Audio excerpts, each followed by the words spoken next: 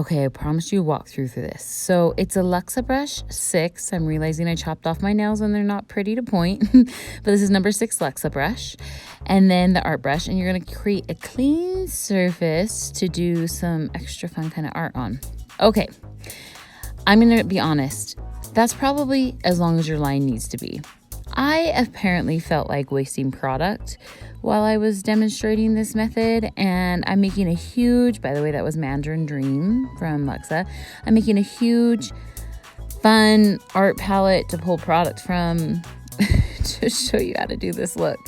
Truly and really, I just didn't want to have to relayer them, but I really didn't need as much product as I'm showing, so take heart with that. This is Sunburst, and that was, let's see, Parasol from IBD. This is Sunburst from Accents. And what I am trying to demonstrate here is you're going to create rows of colors, and then you can swirl them or pick them up however you want with this look. Okay, so this is Glow Crazy by Easy Flows True Gel. And something to take note of here. Notice how I went, instead of from the orange to the green, which would make kind of mud, I went from the orange to the yellow to the green. So keep some color theory in mind as you do this kind of fun work with these different colors so you don't create mud for yourself. And then yellow to pink would get a pretty orange in the middle. Following me? I hope so. And for effect, I'm glad this is nice and big and messy and fun for everybody. Maybe somebody loves that. Or I'm driving somebody crazy right now. Kind of driving myself crazy rewatching this. So guys, you probably need about half of this. I just didn't want to have to remix. Anyway, I don't know what my fear was. Let's do one more Sunburst. I did notice Sunburst melts really, really well from the accent. So that kind of is a fun little tip. So we're doing these melty swirls. So here's our palette. I'm going to take some sort of blooming gel. I just have the Bio Seaweed one. And I actually find it works really, really, really well. When you're laying down your blooming gel, the base is already cured on her. I'm doing over negative space. You could do it over a color, but in this look, negative space. Lay it thinner. You're going to put product over this, and then take your brush and slide it through a few colors here. I want the colors to go on top of my brush. Do not flip your brush, and slowly, gently touch it to the surface and walk it down. So I'm not flipping the brush around. I'm letting the product slide off that top surface of the brush down onto the blooming gel. And then see, it just lets it bloom. And then I put that into cure while I move on to the next finger. You could let it just sit and bloom, bloom, bloom, bloom, bloom. Just do it however you want.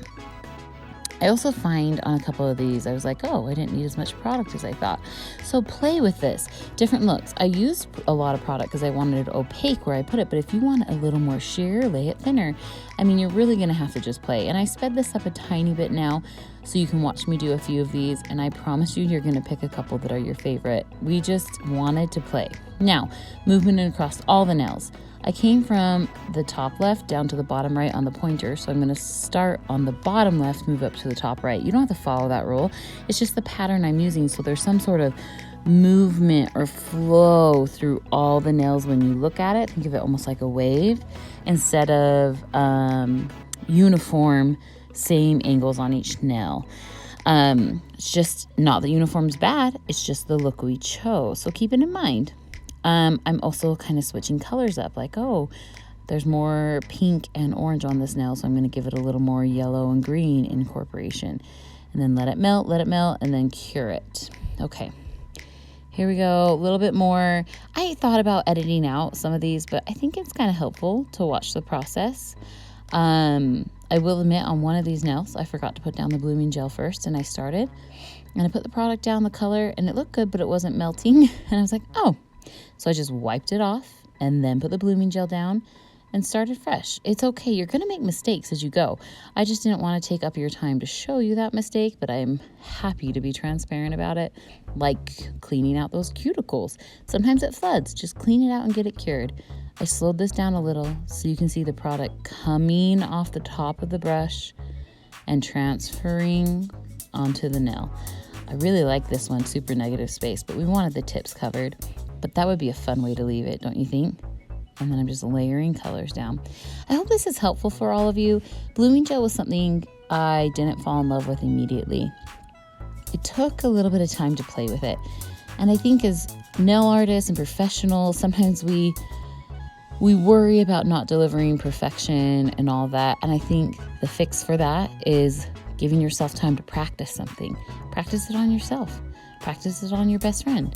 Practice it on your best client who's like, go for it. If we don't love it, we'll change it next time. Find those people that will let you enhance and practice and grow your skills.